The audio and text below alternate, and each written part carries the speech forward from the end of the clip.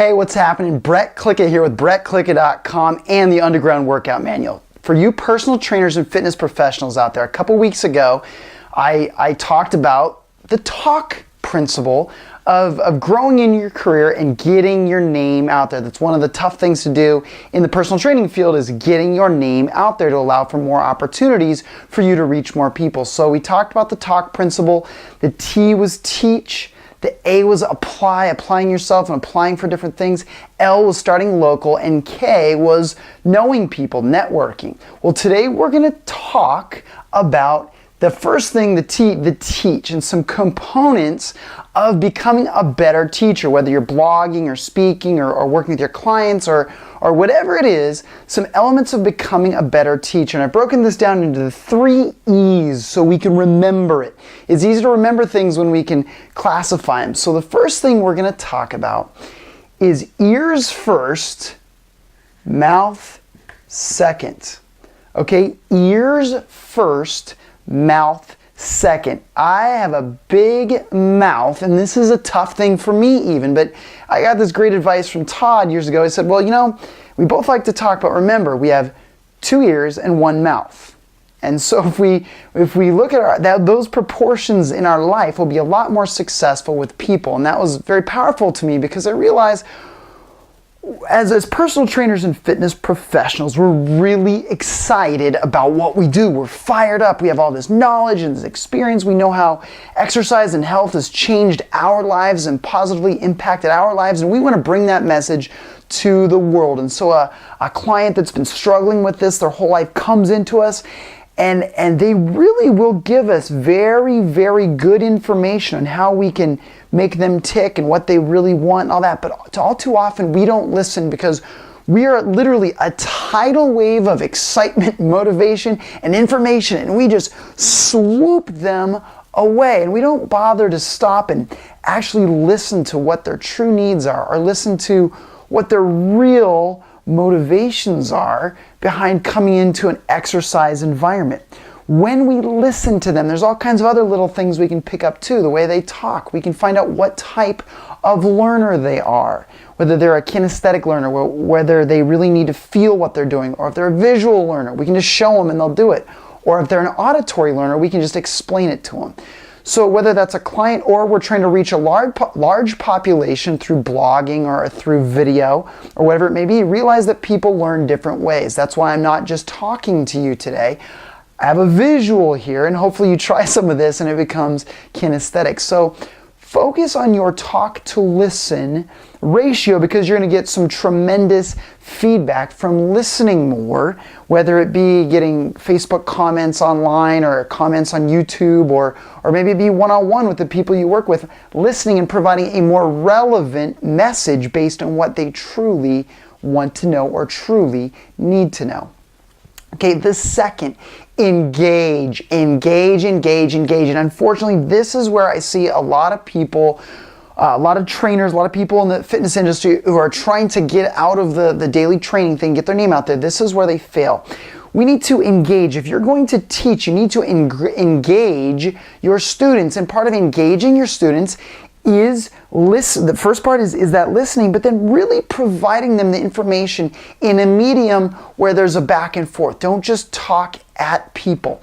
One way to find out if your audience is engaged, are they asking questions? Are they commenting? Are they excited about what you're doing? If you're speaking in a room, are people staring at the door? Are they staring at the ceiling? Are they staring at their shoes? Or are they staring at you?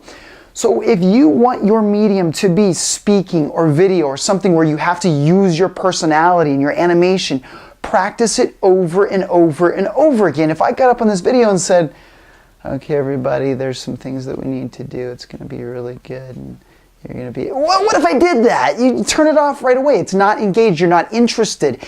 I'm not animated. I'm not showing you my passion. And I haven't practiced it over and over and over again. So start. If you want your medium to be video or speaking, you got to start accumulating those 10,000 hours. If you're writing, engage your audience. Engage. What I mean by that, provide interesting concepts. And that goes with video too, to engage people. If you just tell people, oh, guess what? Did you know fitness was good for you? Here's 10 reasons fitness is good for you. That's fine. But if, oh, it improves, well, yeah, people have heard that message 10,000 times. What's new? How can you make them stop what they're doing and say, whoa, okay, that's interesting. How can you use a metaphor? How can you make something so relevant to their life? Can you use a story? Can you use a comparison? Can you use any real world examples that will make someone stop? Literally stop reading or stop watching a video and say, whoa, okay. Oh, that's something to think about. When I'm talking to personal trainers, like I'm talking to you, the common thing I get with their clients is, oh, they're not trying hard enough. They just don't care. An example that I've used to really engage personal trainers and make them say, whoa, okay, that makes sense. I say, well, when was the last time you went in and you met with your financial advisor, or you met with something outside of our realm of fitness and wellness? And then my question becomes, or maybe you took a guitar lesson, or maybe you took a Spanish lesson, you did something outside of your norm. How well do you stick to the program they gave you? Last year I took Spanish lessons. Well, I was supposed to practice my Spanish for at least an hour or two a night. And because I really wanted to learn Spanish, and I told the Spanish teacher, yes, I absolutely want to learn Spanish.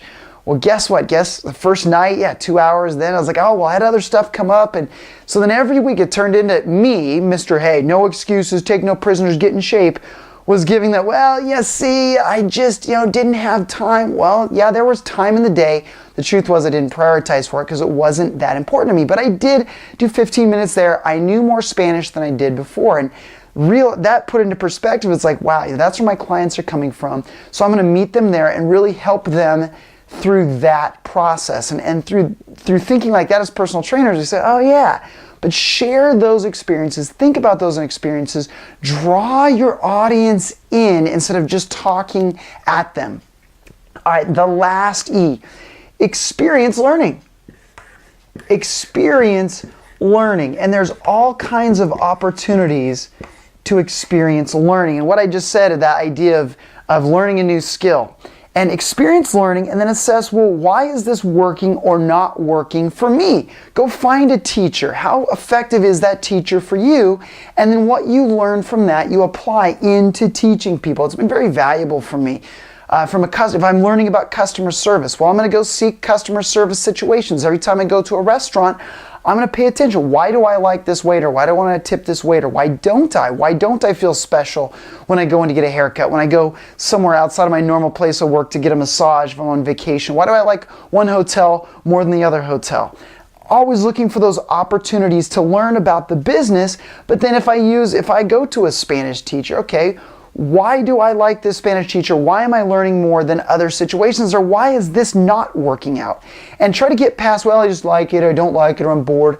Why is that? Experience learning. Once we experience services and we experience learning, we become better teachers. You've heard the best way to learn is to teach. Well, the best way to teach is also to learn. So find opportunities to learn, challenge yourself, get outside of the stuff like fitness that you're just so into, try to learn other things and really pay attention. How does these things outside of your general interest area, which is what exercise is for our audience that we want to reach, how do we make that interesting and help people learn it? Okay, so first, ears, use your ears before your mouth. Ears before mouth. Think about that. Listen more. You'll notice a difference right away with your ability to teach. Engage your audience. Practice. Are they paying attention? How can you make things more relevant? Can you use stories? Can you give personal examples? Can you give metaphors? Can you do things that engage your audience? And finally, experience learning. Watch, if you want to speak, well, watch other speakers. What makes one speaker better than another? If you want to do video, watch YouTubes. What makes one person better than the other? If you want to blog, who are the people you follow blogging? Why do you follow them? And what can you emulate from those successes? Okay, so those 3 E's with Teach, following that talk principle to help get your name out there, grow in your career, increase your ability to reach more people, and impact more lives. So again, this is Brett Klika from BrettKlika.com. Listen, learn, and every single day look for opportunities to get better. Sweat, smile, sustain, and I hope to see you soon.